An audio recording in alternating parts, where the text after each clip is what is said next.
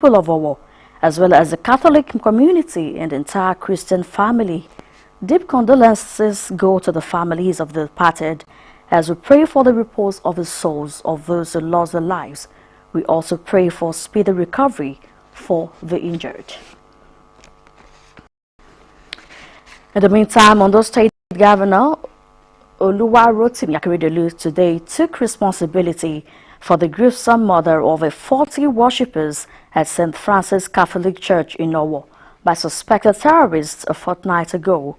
Akeredolu, who betrayed emotion at the funeral mass for the victims held in Owo, regretted his government's failure to protect the innocent believers from gunmen who ended their lives in the house of God. Osrc's Richard Ilesami reports that the emotionally charged funeral service was attended by senior government officials and members of a Muslim community.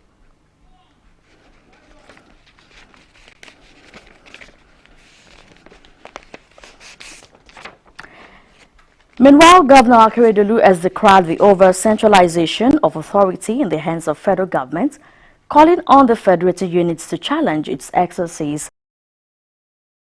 The governor's meeting of body of attorneys general of the 36 states of the Federation in Lagos, Governor Akeredolu said the 1963 Republican Constitution attested to ingenuity, originality and vision, adding that it has been the only constitution that represented the interests of the people.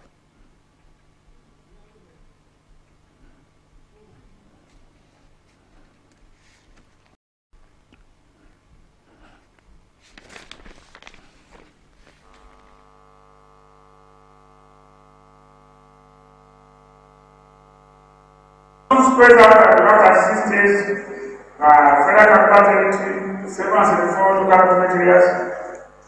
But that same constitution treats the state like an outpost of the federal government. We are not treated as a federal unit. That's what we are saying. All of us are still like prefect for Lagos, someone prefect for Ondo, Akeredolu. So there can't be real economic development in the country run like a military garrison. It's not possible. I'm worried about my state. I have bitumen. I'll just wake up. We have a company, one company has come. They are prospecting for bitumen. I know nothing about them. Is it done? So those who are living there, they don't even know anything. And you destroy all the vegetation there. And we will continue like this and say we are a federation.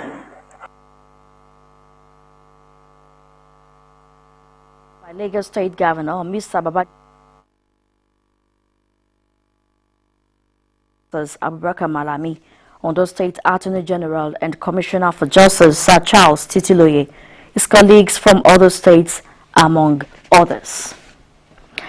Now back to the story on Owo attack burial. Ondo State Governor Oluwarotimi Akeredolu has taken responsibility for the gruesome murder of 40 worshippers at St. Francis Catholic Church in Owo by suspected terrorists a fortnight ago.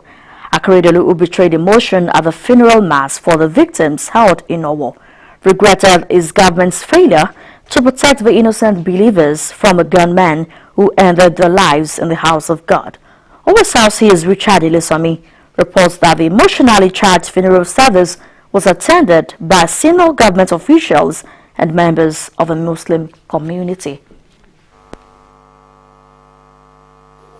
The bodies of the victims arrived venue of the funeral mass where families, loved ones of the dead and hundreds of mourners, many dressed in black, gathered to pay their last respects to victims of Nigeria's security crisis.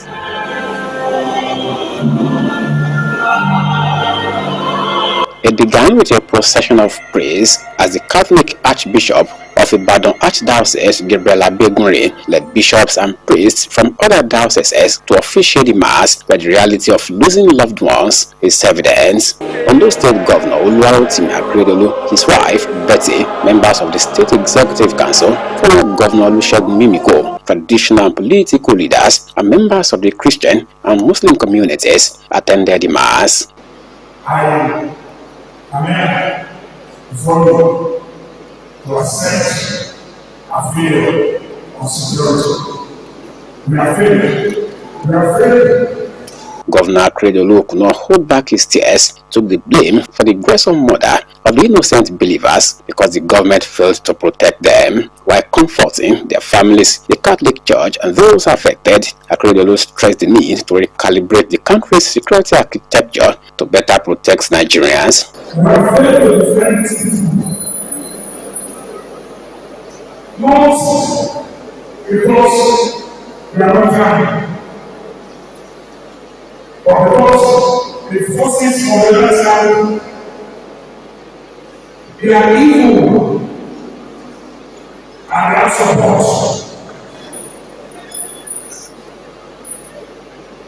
A few times, these forces of evil will travel over us, but that house forever.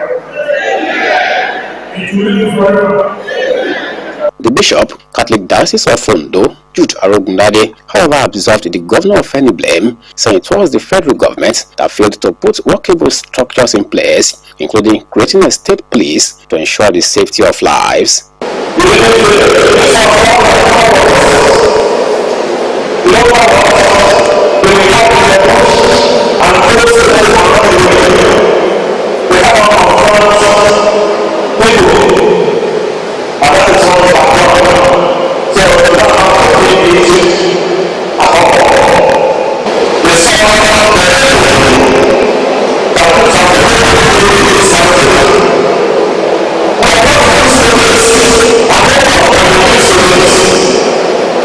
In his homily, the Bishop Catholic Diocese of Oyo, Manuel Badejo, who hailed Governor Akeredolu for his commitment to safety of lives and properties, urged leaders at all levels to take responsibility for protecting Nigerians. The funeral mass was conducted for 22 out of the 40 who died in the attack, including children aged 2 and 3, because some relatives had before now buried their dead, as non-indigenous among those laid here have been taken to their states for burial.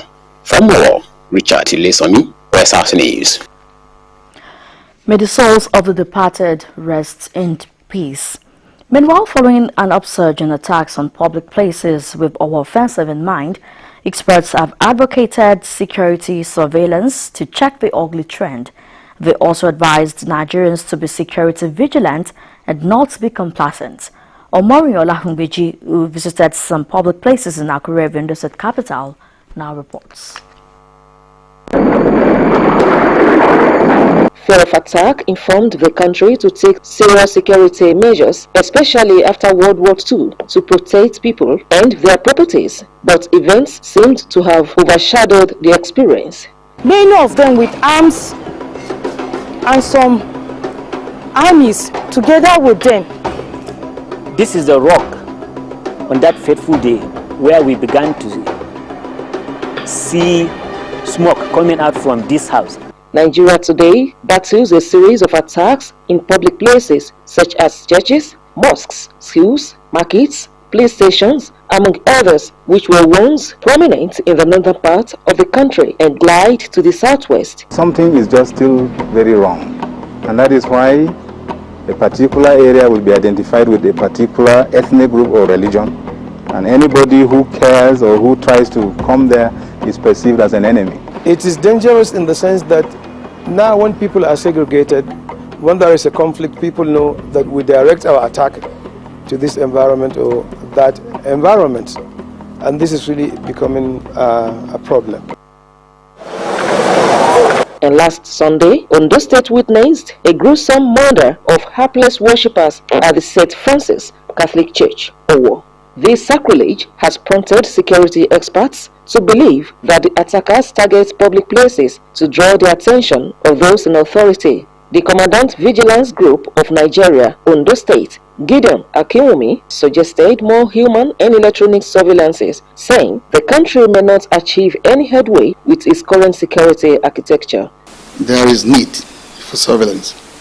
When you talk about surveillance, I think most of our people here believe surveillance is just placing the CCTV camera somewhere.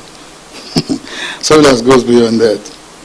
The CCTV camera these days doesn't do much. And for example, with the kind of electricity we have in Nigeria, your CCTV will just fail you many times. When there's no light, there's no CCTV. There are some that uses this solar, I understand, but it don't do much. And many people cannot even afford that. The major surveillance that I think the government has to put in place now has to do with human intelligence surveillance, not only electronic surveillance. In Nigeria, we don't have a secured border unlike other countries. In other countries, all their borders are fenced with barbed wires or big fence and mounted with security round. But we don't have that one in Nigeria. All our borders are free for everybody to sneak in. But what I can advise the government is that we need more security, men and women. Now that the nation is looking up to those in authority to address the incessant attacks, it also behoves individuals to be security conscious and always alive to strange movements around them. Omoriola Humbiji, Osrc News.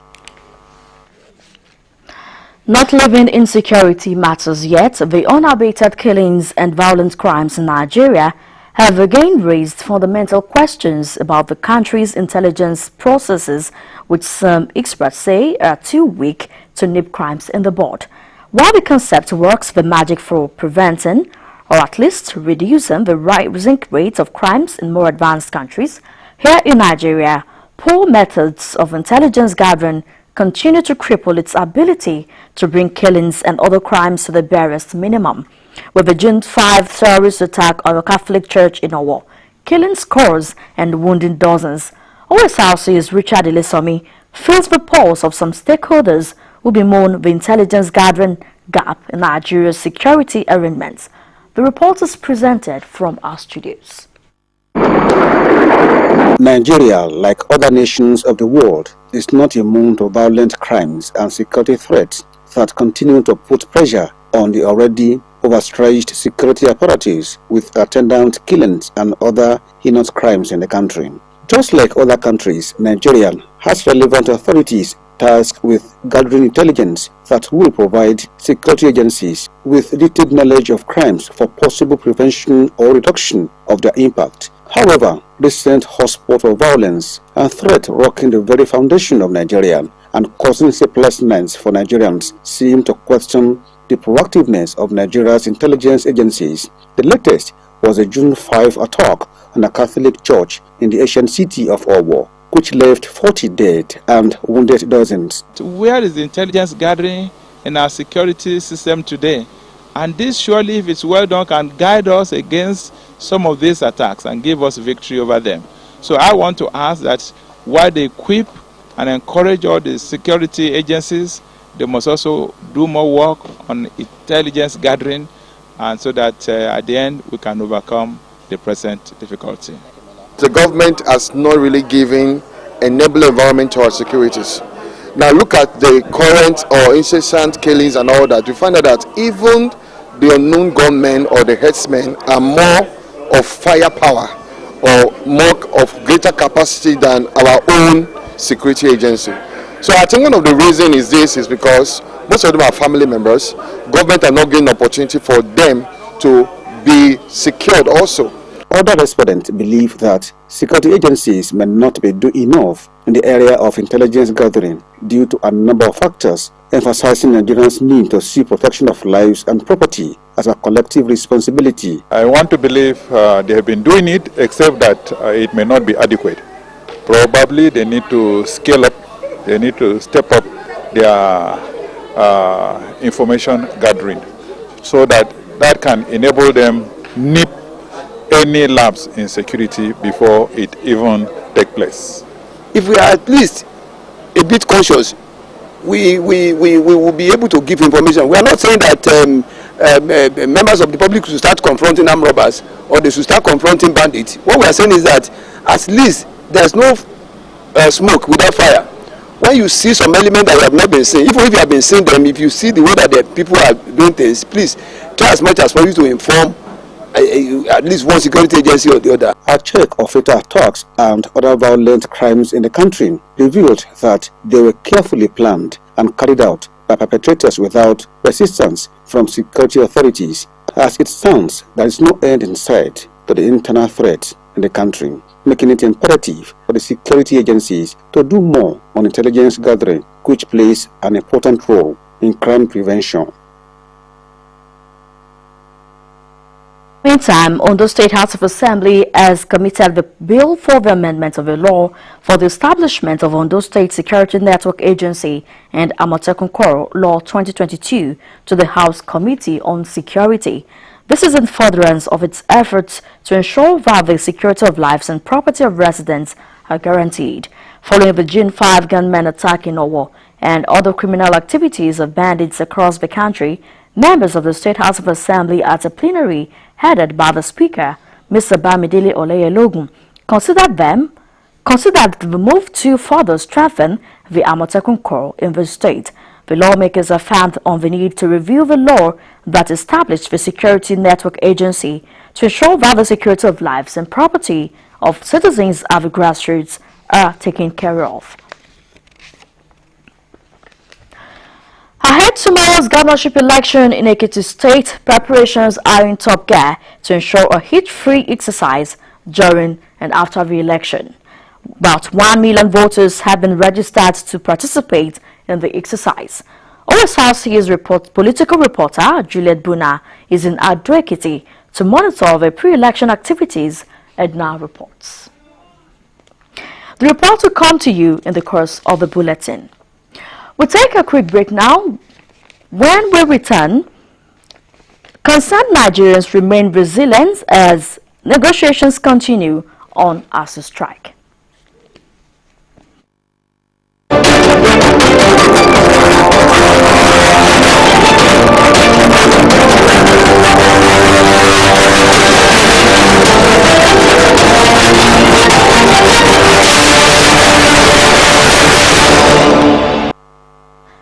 Glad to have you back. You can watch us live on our website www.osrc.ng or follow us on Facebook Osrc TV Ondo, and on YouTube you can subscribe to our channel Osrc TV Ondo. It is now 4 months since the Academic Staff Union of Universities withdrew its services in Nigeria's public universities, while the lingering strike continues to sadden many citizens with attendant consequences on socio-economic indices. Concerned Nigerians remain resilient and the calls for a positive resolution between the federal government and the striking workers. Sahid Aribisala has more.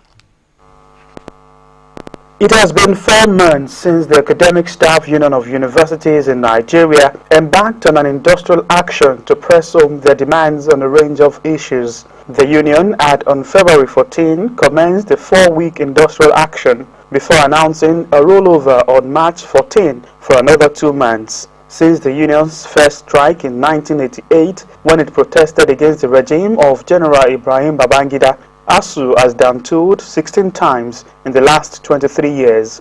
With no end in sight to the 2022 strike, Nigerians have intensified calls for the face-off to stop for the benefit of all. So that means that there's a problem somewhere. So we just have to retrace those problems and see how much more we can harmonize it. It's very, very wrong when students are at home for 3 months, 6 months. It has its negative effect on the society. And there should be other means through which this body can also make their yearnings known, you understand? And government on their own part too, you should be able to keep up to promises. This thing is for the betterment of everybody. The researches, everything that will be done during these processes will be beneficial to everybody. Even generation yet unborn, they will make these structures, they will make this development. It only takes you 4 or 5 years to graduate. Whereas you can see so many people there now, they spend 7 years in a university, and this strike can be going on. I just want ASU and the federal government to come to the table for the benefit of the student, because they are the ones that are suffering.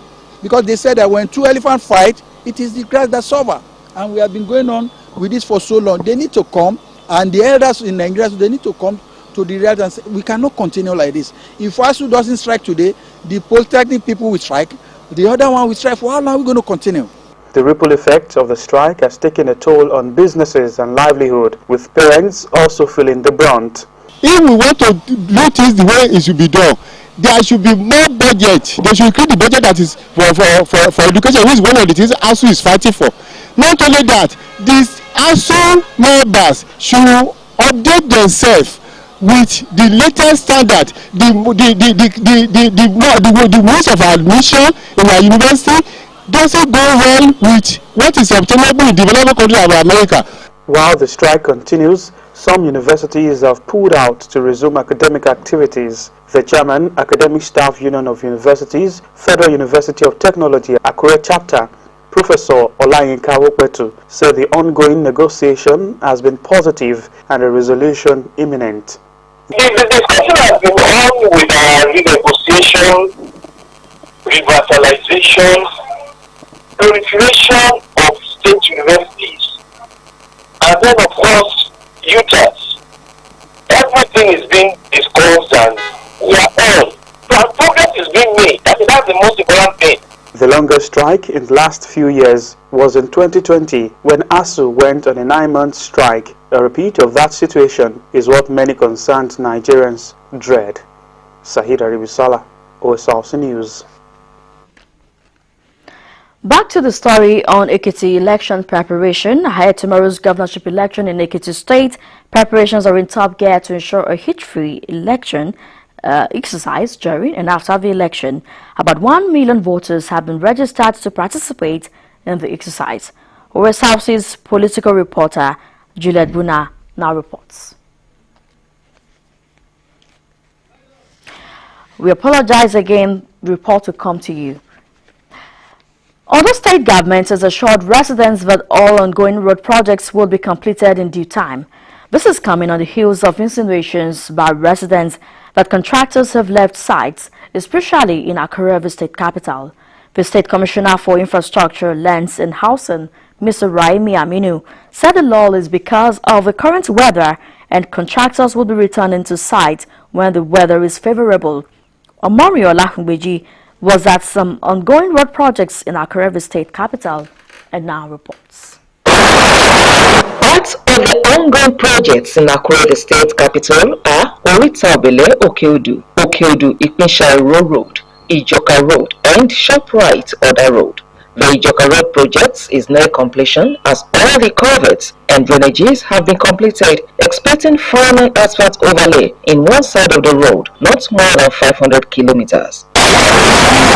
Residents and road users along other road expressed displeasure over the situation, calling on government to complete the project as soon as possible. They're supposed to finish this road, whether the move from government town or Nakotato, whether now is the move for us. If you see this road now, they're supposed to finish it since. It's disturbing us to a lot. Every day we are suffering, even sometimes passengers complaining.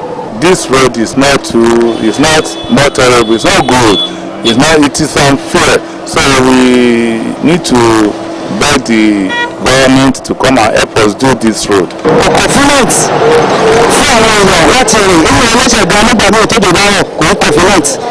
So káwọn ìjọba àmọ́ pé wọ́n gbìyànjú omi lọ́pọ̀ because tá a bá rí oríṣiríṣi àwọn ọ̀nà tí wọ́n ń ṣe ká bá wọn gbìyànjú kan ṣe lè kó yọrí ọlọ́run dẹ̀ ràn wọ́n lọ́wọ́. ìgbàgbọ́ tó ti bẹ̀rẹ̀ bẹ́ẹ̀ mo gbàgbọ́ mi mú kíni mo ti wọ́n kọ́ bẹ́ẹ̀ bẹ́ẹ̀ ṣe ní ọ̀nà pé kí wọ́n bá wa ṣe náà.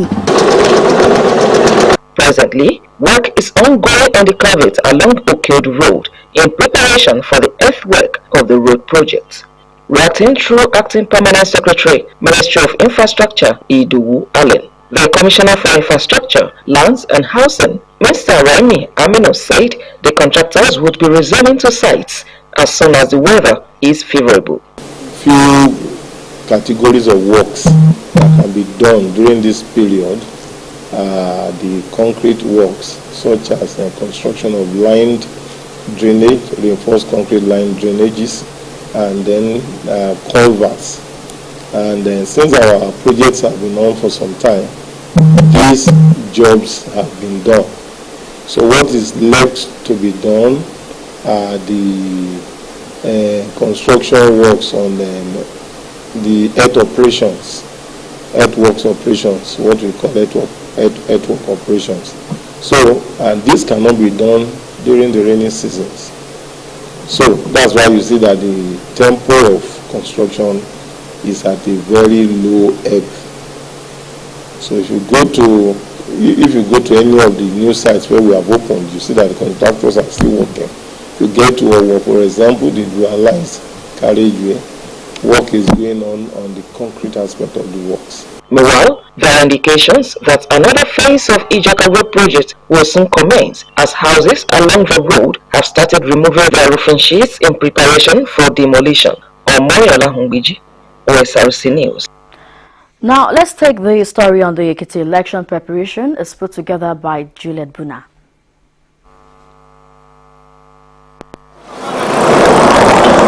A busy day it is for people of Ekiti State as preparations gather momentum ahead tomorrow's election. At every nook and cranny of the state, residents, officials of different agencies, among other stakeholders, engage in last-minute preparation for the election. It's a beehive of activities here at the headquarters of the Independent National Electoral Commission, INEC Ekiti State. Journalists, security agents, as well as officials of the umpire are making efforts to see that they are duly registered for tomorrow's election.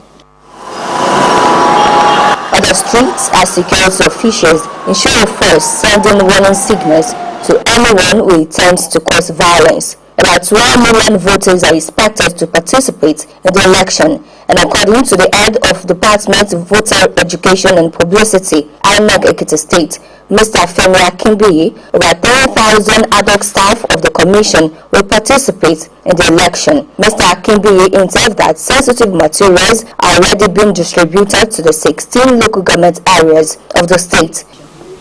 As we are moving closer to the 0 hour, I can say authoritatively that we are prepared for the election. Why? We train the adult staff, and then we are looking at over 10,000 adult staff for this election. Secondly, we've received all the materials needed for the election, both sensitive and non-sensitive materials. And also, these materials have been sent to the 16 local government areas of the commission. The Public Relations Officer of the Nigerian Police Force, Mr. Olumuyiwa Adejobi, said the force has put in place a robust operation in order to forestall breakdown of law and order. For us to have good playing ground for all actors, electorates, observers, everybody, the IGP has ordered for immediate withdrawal of aids to all VIPs or political actors. Police has given that issue order, and the IGP has urged other security agencies to do the same. So we don't expect any security agency to still keep its men, its aides with any of these VIPs or any big boy or whatever in the community. We want everybody to be equal tomorrow as this election lasts. Residents also expressed optimism of the each-free process. But there is peace in Ekiti. There is peace in Ekiti, and things is moving when I is supposed to move. The show of force which the law enforcement agencies are carrying out now will be able to dial down the tensed-up situation which we are witnessing now. The election will be held in 2,445 polling units in 177 wards in the state. 16 governorship candidates will slug it out for the #1 seat. From Ado-Ekiti in Ekiti State, Juliet Buna, Osrc News. And with that, we conclude the news tonight. Thank you for watching.